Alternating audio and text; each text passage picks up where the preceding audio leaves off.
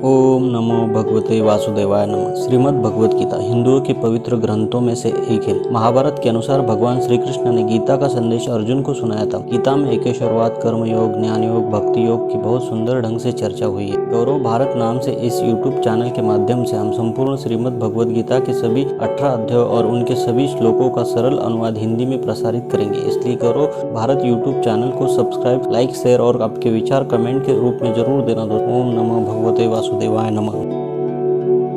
साक्षात भगवान की वाणी है। यह अर्जुन और भगवान श्री कृष्ण के बीच में हुआ दैवी संवाद है। ये संवाद आज से 5000 वर्ष पूर्व कुरुक्षेत्र नामक स्थान पर हुआ।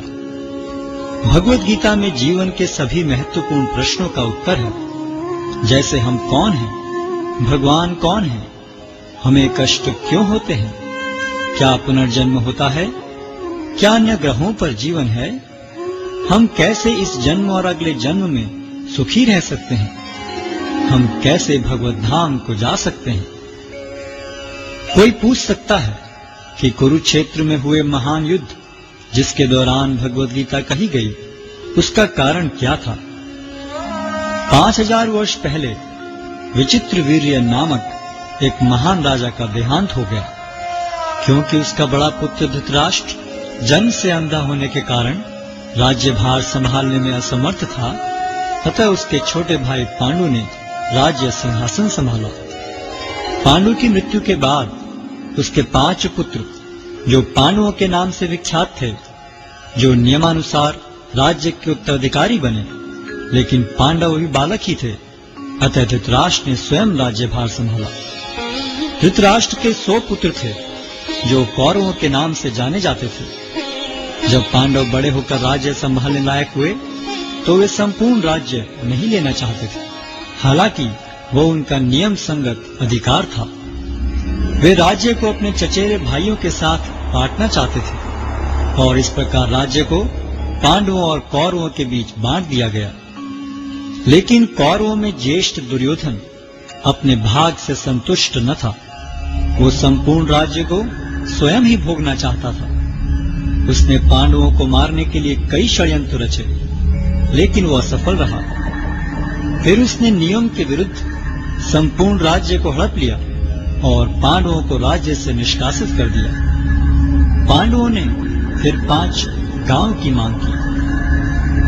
दुर्योधन ने उत्तर दिया, 5 गांव तो दूर, वो सुई की नोक के बराबर भी जमीन नहीं दे सकता। भगवान श्री कृष्ण ने जमीन के इस झगड़े को शांतिपूर्ण एवं अहिंसात्मक तरीके से सुलझाने का प्रस्ताव रखा, लेकिन दुर्योधन ने यह प्रस्ताव को अस्वीकार करते हुए पांडवों के प्रति युद्ध की घोषणा कर दी, और इस प्रकार महाभारत का महान युद्ध अवश्यंभावी हो गया। युद्ध की तैयारी में अर्जुन और दुर्योधन दोनों ही भगवान श्री कृष्ण के पास सहायता मांगने गए।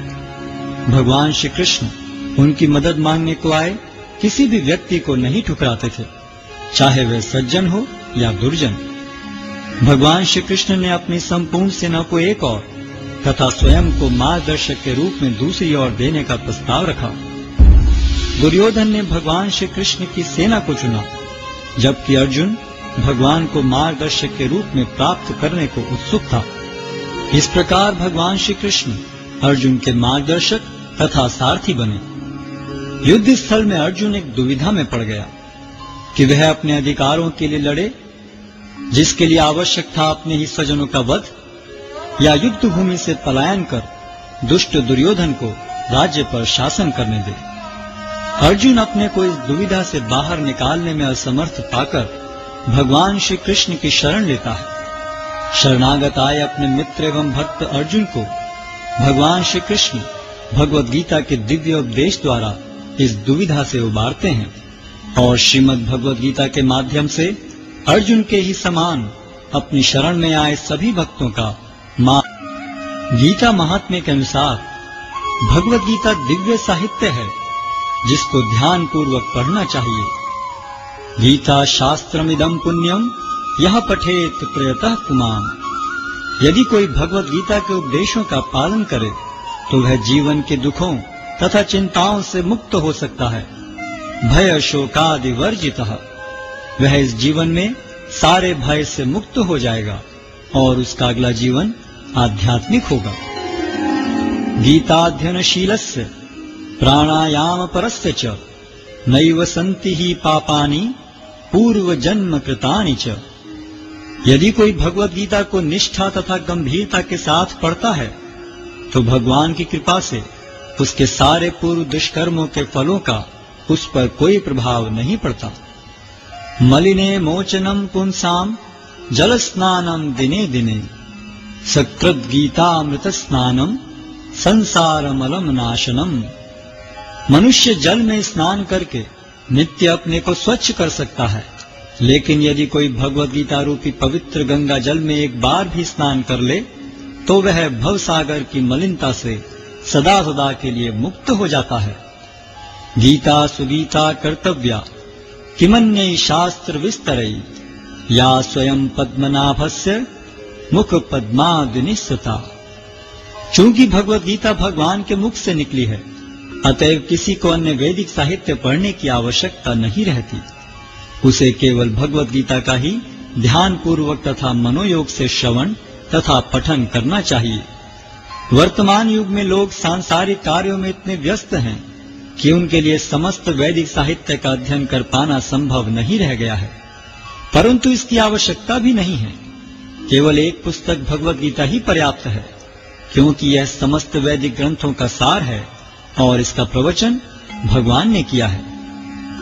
भारतामृत सर्वस्वम विष्णु वक्राद्विनिश्चितम गीता गंगोदकम पीत्वा पुनर्जन्म न विद्यते।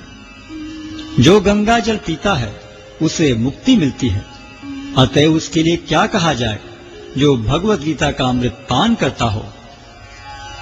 सर्वोपनिषदो गावो दोग्धा गोपाल नंदनः पार्थो वत्सः सुधीर भोक्ता दुग्धम गीतामृतम महत्। यह गीतोपनिषद भगवत गीता जो समस्त उपनिषदों का सार है, गाय के तुल्य है और ग्वाल बाल के रूप में विख्यात भगवान कृष्ण इस गाय को दुह रहे हैं। अर्जुन बछड़े के समान है और सारे विद्वान तथा शुद्ध भक्त भगवत गीता के अमृतमय दूध का पान करने वाले हैं। एकम शास्त्रम देवकी पुत्र गीतम एको देवो देवकी पुत्र एव एको मंत्रस्य तस्य नामानि यानि कर्माप्येकम तस्य देवस्य सेवा। आज के युग में लोग एक शास्त्र, एक ईश्वर, एक धर्म तथा एक वृत्ति के लिए अत्यंत उत्सुक हैं। अतएव एकम शास्त्रम देवकी पुत्र गीतम, केवल एक शास्त्र भगवत गीता हो जो सारे विश्व के लिए हो। एको देवो देवकी पुत्र एव, सारे विश्व के लिए एक ईश्वर हो श्री कृष्ण। एको मंत्रस्य तस्य नामानि यानि, और एक मंत्र एक प्रार्थना हो उनके नाम का कीर्तन। हरे कृष्ण कृष्ण कृष्ण हरे हरे, हरे राम राम राम हरे हरे। कर्माप्येकम तस्य देवस्य सेवा, और केवल एक ही कार्य हो